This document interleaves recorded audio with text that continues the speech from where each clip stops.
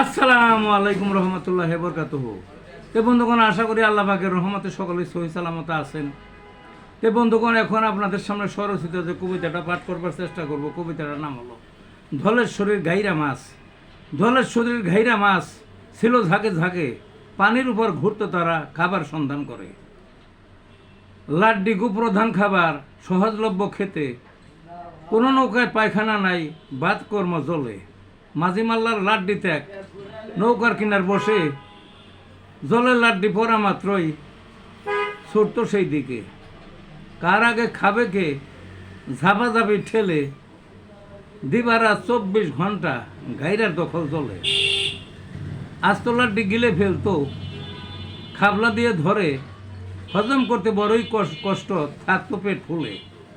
গাইরা মাছ দেখতে সুন্দর, রূপালি চকচকে, অনেক লোকে নাক ছিটকাত গু খাওয়ার ফলে। লাড্ডি যেথা গাইরা সেথা, ধলেশ্বরীর জলে। এই ছিল বন্ধুগণ কবিতাটা। ভালো থাকুন।